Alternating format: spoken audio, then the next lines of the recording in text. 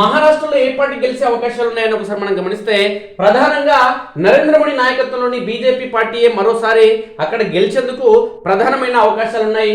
అక్కడ ఉన్నటువంటి ఫడ్నవీస్ కావచ్చు, మాజీ ముఖ్యమంత్రి, ఇప్పుడున్న ముఖ్యమంత్రి షిండే కావచ్చు, బీజేపీ పార్టీ అనుబంధ పార్టీలు ఏవైతే ఉన్నాయో ఆ పార్టీలన్నీ కలిసి అక్కడ ప్రభుత్వాన్ని ఏర్పాటు చేసేందుకు అవకాశాలు ఉన్నాయి.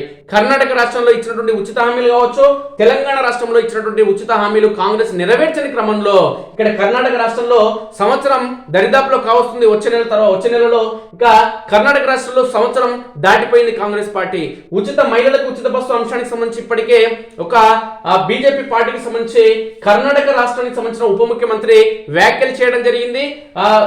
ఉచిత మహిళా బస్సులని తొలగించే అవకాశం ఉంది, బస్సు సౌకర్యాన్ని కూడా ఆయన మాట్లాడి మళ్ళా మహారాష్ట్రలో ఎన్నికలు ఉన్నాయి, ఇతర రాష్ట్రాల్లో ఎన్నికలు ఉన్నాయి కాబట్టి ఈ ప్రకటన దేశవ్యాప్తంగా చర్చ జరిగితే పార్టీకి నష్టం చేకూరుతున్నట్టు కాంగ్రెస్ పార్టీకి సంబంధించిన అధ్యక్షుడు, జాతీయ అధ్యక్షుడు ఖర్గే తీవ్ర ఆగ్రహం వ్యక్తం చేసిన క్రమంలో నేను అనలేదు, మీడియా వక్రీకరించింది, ఉచిత బస్సు ప్రయాణాన్ని మేము కొనసాగిస్తామంటూ డికే శివకుమార్ కర్ణాటక సంబంధించిన డిప్యూటీ సీఎం పేర్కొన్నారు. అయితే ఇచ్చిన హామీలు ఏవైతే ఉన్నాయో కాంగ్రెస్ పార్టీ హామీలతో ఈ దేశాన్ని సుమారు 5.5 దశాబ్దాలకు పైగా ఈ దేశాన్ని పాలించిన ఈ కాంగ్రెస్ పార్టీ ఇప్పటికీ భారతదేశం అభివృద్ధి చెందిన దేశంగానే దశాబ్దాల పాటు కొనసాగుతుందంటే ఉచిత పథకాలతోని దేశం అభివృద్ధి ఎన్నడూ చెందదు. విద్యార్థులు అంటే ఈ సమాజానికి కానీ విద్య, వైద్యం ఉచితంగా అందించడంతో పాటు ఉపాధి అవకాశాలు కల్పించి పని చేసుకునేందుకు యువతకు అవకాశం కల్పిస్తేనే దేశం అభివృద్ధి చెందుతుంది.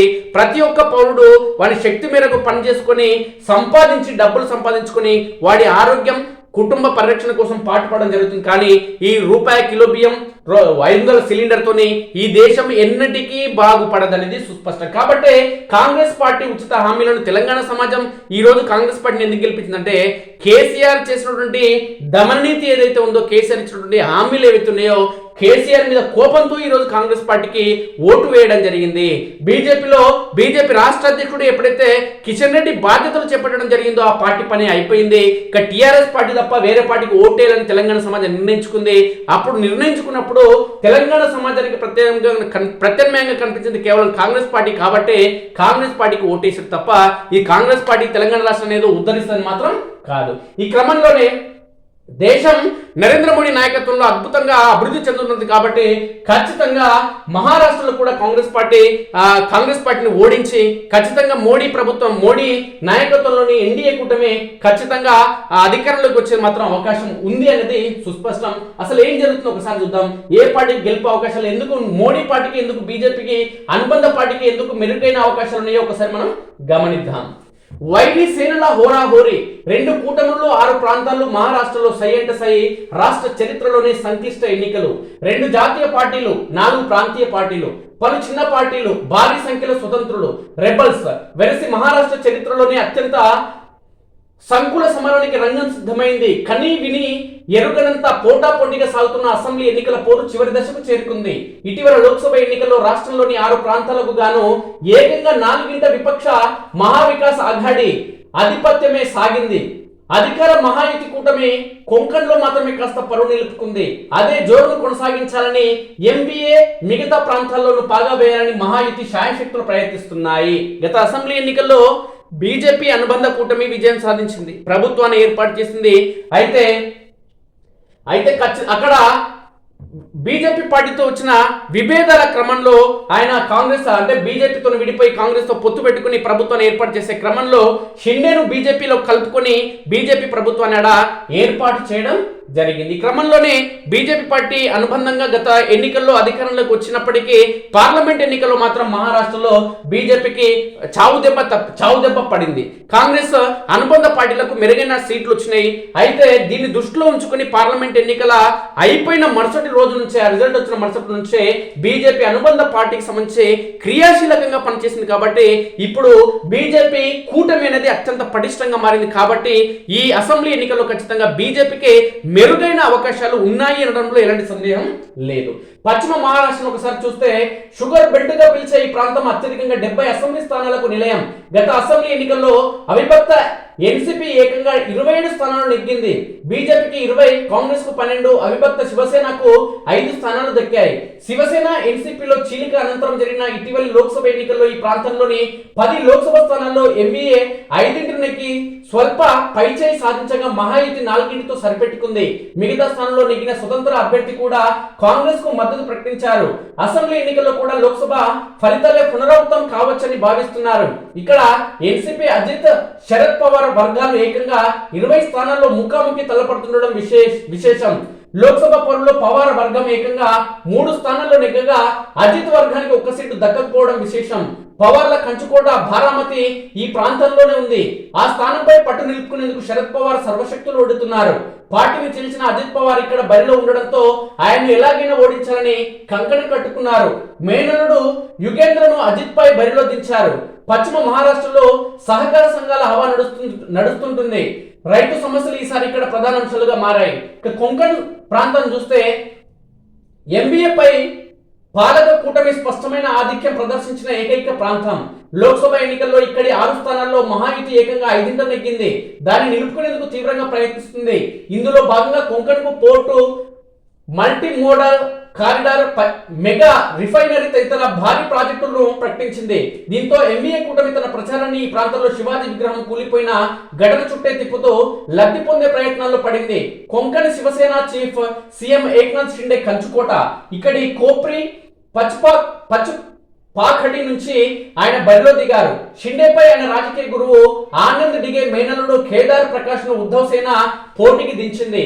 ఇక విదర్భ మహారాష్ట్రలో అత్యంత వెనుకబడ్డ ప్రాంతంలో విదర్భ ఒకటి. లోక్సభ ఎన్నికల్లో ఇక్కడి 10 స్థానాల్లో ఏకంగా 7 ఎంవీఏ ఖాతాలో పడ్డాయి. వీటిలో 5 కాంగ్రెస్ నెగ్గింది. మరాఠాలతో పాటు ఓబీసీలు, దళితులు ఇక్కడ చెప్పుకోదగ్గ సంఖ్యలో ఉంటారు. ఒకప్పుడు ఈ ప్రాంతంలో కాంగ్రెస్ కంచుకోట, కానీ 20 ఏళ్లుగా ఇక్కడ బాగా బలహీన పడుతుండగా బీజేపీ పుంజుకుంటుంది. దీనికి తోడు ప్రత్యేక విదర్భ రాష్ట్ర డిమాండ్ కు మద్దతు ఇవ్వడం బీజేపీకి ఆదరణను మరింత పెంచింది. అధికారాన్ని నిలుపుకోవాలంటే విదర్భ వీలైనన్ని ఎక్కువ స్థానాలు నెగ్గడం మహాయుతికి కీలకం. దాంతో పారిశ్రామిక హబ్బుతో పాటు ఈ ప్రాంతంపై వరాల వర్షం కురిపించింది. ఇక్కడ దాదాపు అన్ని పార్టీలకు రెబల్స్ పెడత తీవ్రంగా ఉంది. రైతు సమస్యలు కూడా ఇక్కడ ఓటర్లను బాగా ప్రభావితం చేసేలా కనిపిస్తున్నాయి. ఈ ప్రాంతంలో బీజేపీ నుంచి ఉప ముఖ్యమంత్రి దేవేంద్ర ఫడ్నవీస్, పిసిసి చీఫ్ నానా పటోలే పోటీ చేస్తున్నారు. ఇక మరాఠ్వాడ రాష్ట్రంలో అత్యంత వర్షాభావ ప్రాంతం. లోక్సభ ఎన్నికల్లో ఎంవీఏ హవా సాగింది. 7 స్థానాలు విపక్ష కూటమి ఖాతాలోకి వెళ్లాయి. మిగతా 1 స్థానాన్ని షిండే శివసేన గెలుచుకుంది. 2019 అసెంబ్లీ ఎన్నికల్లో కలిసి పోటీ చేసిన బీజేపీ అవిభక్త శివసేన 46 స్థానాలకు గాను 25 సీట్లను గెలుచుకున్నాయి. మరాఠాలను ఓబీసీ జాబితాలో చేర్చాలంటూ మనోజ్ జరంగే ఉద్యమించిన నేపథ్యంలో ఈసారి మాత్రం ఆ పరిస్థితి లేదు. మరాఠా రిజర్వేషన్లు కీలకంగా మారడం మహాయుతికి ఇబ్బంది కలిగించేదే. మరాఠా ఓట్లపై ఏబీఏ ఓబీసీ ఓట్లపై మహాయుతి ఆశలు పెట్టుకున్నాయి. మరాఠాలు, ఓబీసీలతో పాటు ముస్లింలు కూడా ఇక్కడ చెప్పుకోదగ్గ సంఖ్యలో ఉన్నారు. ఇక ఉత్తర మహారాష్ట్ర ఇది ప్రధానంగా వ్యవసాయ ప్రాంతం. లోక్సభ ఎన్నికల్లో 6 సీట్లు ఎంవీఏ ఖాతాలో పడగా బీజేపీ 1 స్థానంతో సరిపెట్టుకుంది. ఈ ప్రాంతంలో ఉల్లి రైతులు ఎక్కువ. ఉల్లి ఎగుమతుల నిషేధంతో కేంద్రం తమ పొట్ట కొట్టిందన్న ఆగ్రహంతో వారిలో కనిపిస్తుంది. ఇది మహాయుతికి బాగా చేటు చేసేలా కనిపిస్తుంది. నాసిక్ పరిసర ప్రాంతాల్లో గణనీయంగా ఉన్న గిరిజనుల ఓట్లు కూడా ఇక్కడ కీలకమే. గత అసెంబ్లీ ఎన్నికలతో పాటు ఇటీవలి లోక్సభ పోరులోనూ వారు ఎంవీఏ కూటమికి దన్నుగా నిలిచారు. ఇక ముంబై దేశ ఆర్థిక రాజధాని ముంబైతో పాటు శివారు ప్రాంతాల్లో కలిపి 36 అసెంబ్లీ స్థానాలు ఉన్నాయి. లోక్సభ ఎన్నికల్లో ఇక్కడి 6 స్థానాల్లో మహాయుతికి దక్కింది 2. ముంబైపై బాగా పట్టున్న ఉద్ధవ్ శివసేన 3 స్థానాలు చేజిక్కించుకుంది. ఈసారి షిండే, ఉద్ధవ్ సేనల మధ్య ఇక్కడ హోరాహోరీ సాగుతుంది. వీటికి తోడు మహారాష్ట్ర నవనిర్మాణ సేన కూడా ఇక్కడ గట్టి ప్రభావమే చూపుతుంది. వరాల జల్లులు 2 కూటములు ఈసారి తమ మేనిఫెస్టోలో అన్ని వర్గాలపైన వరాలు వర్షం కురిపిస్తున్నాయి.